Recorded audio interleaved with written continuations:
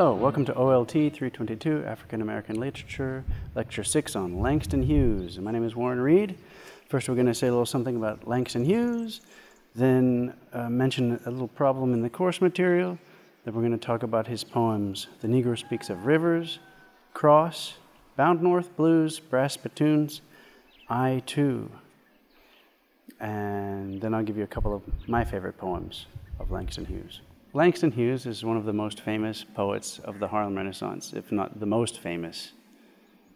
And why is because he tended to use everyday language as it was used by African Americans at the time. I say at the time because we all know from our studies that language use changes over time, and he was writing in the 20s and 30s and onward, so that's quite a while ago. His poetry's rhythm is closely associated to the rhythm of jazz, so this was also something new that he was doing. He celebrated the life of African Americans while also pointing out the challenges that faced them. And his themes include Black history, art, economic and social life, political experience, and identity. And as we said at the beginning, the writers in this course are exploring this African American identity, so we can see the ways in which he's added and expanded that definition. In the course material, at least the copy that I have, there's a mistake. Page 47 and 48 are reversed. Actually, if you read it, page 48 comes before page 47.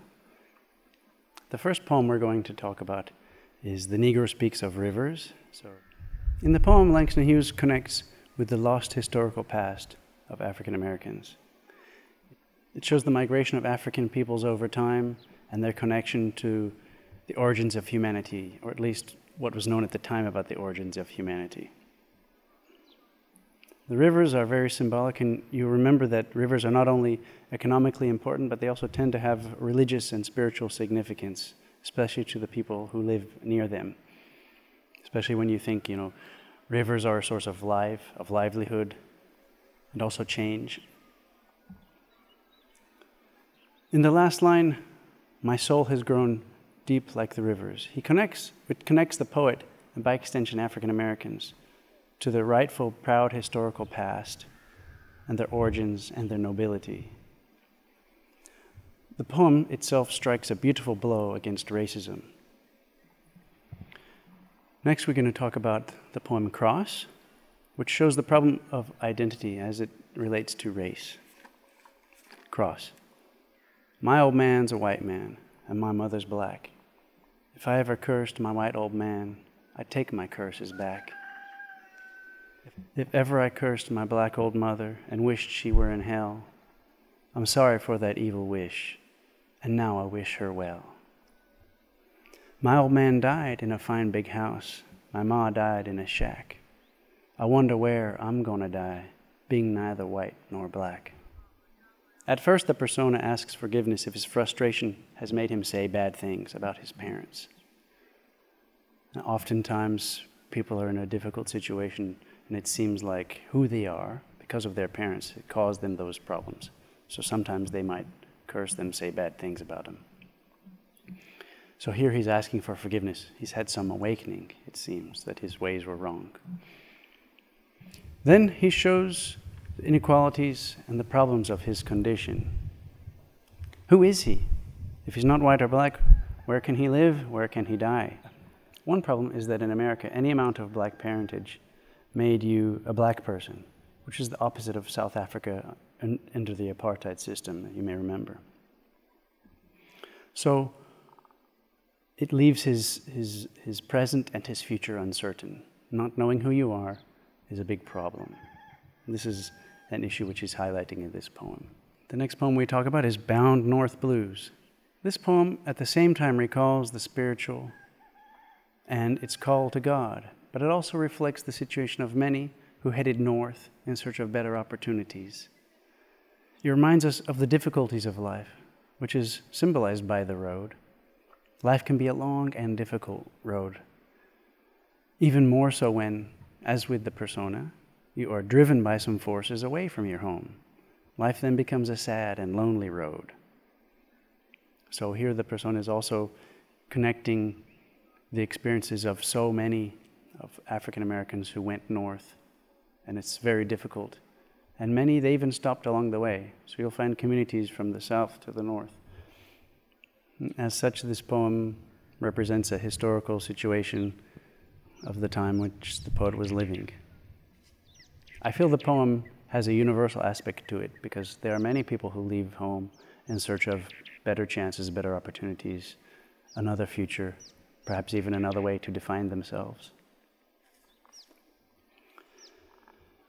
Okay, I will speak just briefly about brass spittoons. The poem is not so hard to follow, and it illustrates the economic difficulties and social realities of African Americans who were called boy if a man, no matter how old, or girl if a lady. There's no mzee, there's no sir for an old man, it was boy, especially but in the racist communities. And they were only allowed to do certain jobs, and those jobs in the cities where they were living and the kind of really poor money they were making is described in that poem. Next, we're going to talk about I too. Now, first of all, I want to point out there's a typographical error in the course material. In the course material, it quotes the line, I too am American, but actually the poem is I too am America. I'll read it for you. I too sing America. I am the darker brother. They send me to eat in the kitchen when company comes, but I laugh and eat well and grow strong. Tomorrow, I'll be at the table when company comes. Nobody'll dare say to me, eat in the kitchen. Then, besides, they'll see how beautiful I am and be ashamed. I too am America. There's an allusion in the first line. America the Beautiful is a song, and in there, of which I sing. So the person who's singing that song is singing about their wonderful country, America. And so in this first line, he's saying it's not only a song that white people sing. I sing America too. It's my country also. The poem is also very interesting. Sometimes when African Americans point out their African heritage, racist whites will say, so you're African, you're not American, and you have no rights then. So this poem counters that argument. There are many, I'm Irish American, okay? Doesn't mean they're any less American. So this is the same thing. Actually, I'm British American. My mother's British. I was born in the UK. So what does that make me? Any less American or any less something? So in the beginning, this poem points out how the persona or African Americans are treated as an embarrassment, as blacks were not allowed at the table with whites. That's not only at homes where they worked, but it's metaphorically at the American table to share equally in the rights and the bounties of the country. But he does go, but he knows that things will change. Tomorrow, the next stanza starts tomorrow. He predicts things will change, and in a sense they have generally, although arguments can be made, but things change slowly. And finally, he mentions that yes, people, they will see I'm beautiful. They'll be ashamed for the way they treated us. I too am America. America is many things. E pluribus unum, out of many one. And those African Americans, they are part of that one. They are part of what makes America great. And this is what he's pointing out, and this is what people need to remember. It's a wonderful poem.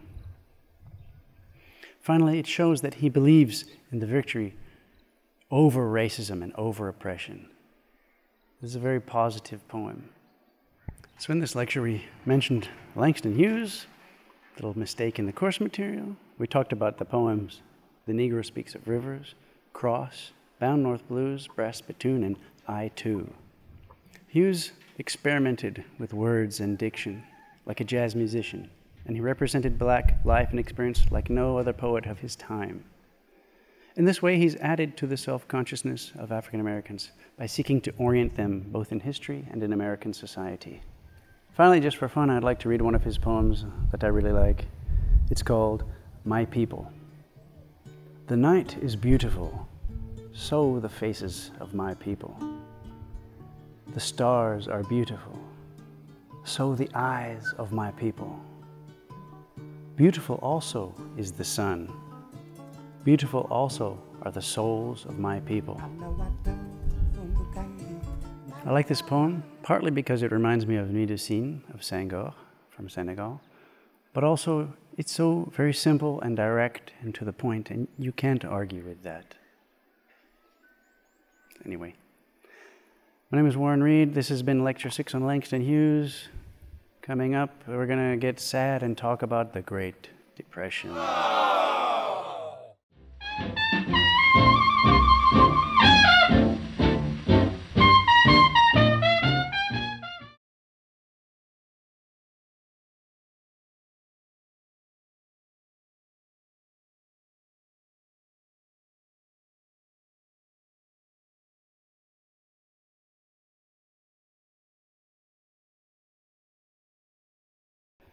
One problem is that in America, any amount of black blood, or there's